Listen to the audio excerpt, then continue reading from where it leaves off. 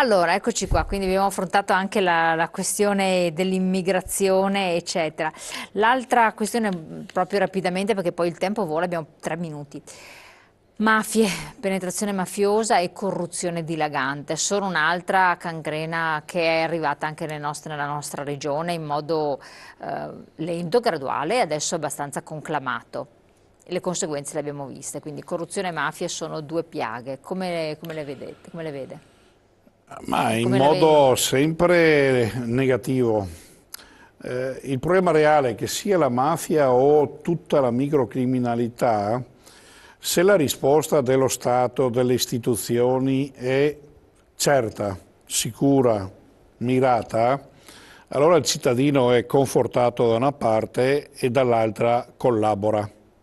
Quindi si sente supportato, E ti dà sente una mano anche a mantenere l'ordine pubblico. perché il silenzio è la cosa Se peggiore. invece depenalizziamo i furti, depenalizziamo le N mille piccole e grandi cose e anche il falso in bilancio, cioè tutta una serie di cose anche economiche, poi è chiaro che i sistemi, tra virgolette, mafiosi possono dilagare senza avere problemi e dall'altra il cittadino si sente impotente perché alla fine se denuncia non cambia niente, anzi rischia di rimetterci lui. Quindi io la vedo in senso molto pericoloso e se sta dilagando credo che Quindi è sia un anche problema dovuto a di queste giustizia scelte che non c'è. scellerate del governo.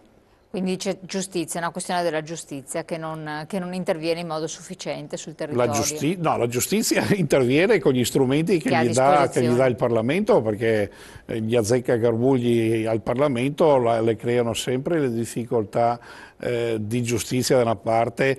D'altronde in momenti in cui l'economia è ferma e le risorse vanno del nero, per così detto della mafia, intendo o comunque della criminalità, ripuliti, purtroppo trovano gioco facile sia in una realtà importante come il Veneto o comunque il nord Italia per poter in qualche modo ripulire il denaro e quindi è chiaro che se non c'è una legislazione attenta a queste problematiche rischiamo questo tipo di invasioni. Poi abbiamo visto ahimè il caso Mose, che è stato un caso veramente eclatante e pesante per l'opinione pubblica nazionale e internazionale che è successo in Veneto. Però il dramma che ci ha insegnato il Mose qual è? Che purtroppo in quel meccanismo erano stati messi dentro tutti, politica, istituzioni, burocrazia, c'era dentro di tutto. Non è definibile mafia quella perché siamo magari ad altre È latitudini, corruzione, però sono corruzione. comunque sistemi corruttivi che purtroppo hanno toccato non solo chi doveva gestire ma anche chi doveva controllare.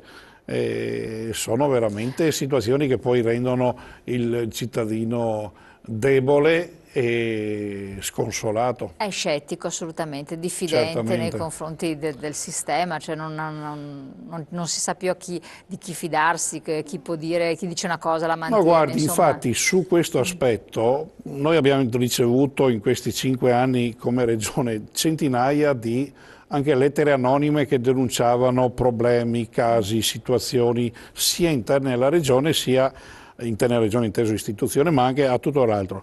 Noi abbiamo avuto un ottimo e abbiamo voluto un ottimo rapporto con i carabinieri, con la finanza perché ogni cosa che è Veniva arrivata segnalato. noi l'abbiamo sempre segnalata, non finiva nei cassetti o nei cestini. Noi abbiamo, che fosse circostanziata, che fosse firmata o anonima, qualsiasi denuncia sia arrivata nei tavoli della Regione del Veneto, noi abbiamo in modo proficuo sempre collaborato con la giustizia e quindi con carabinieri, forze dell'ordine, forze Quindi le segnalazioni dei cittadini sono utili, insomma. sono comunque indispensabili e importanti e quindi Perfetto. noi abbiamo ben volentieri sempre collaborato con tutti coloro che hanno ritenuto opportuno collaborare e avere fiducia dell'istituzione stessa.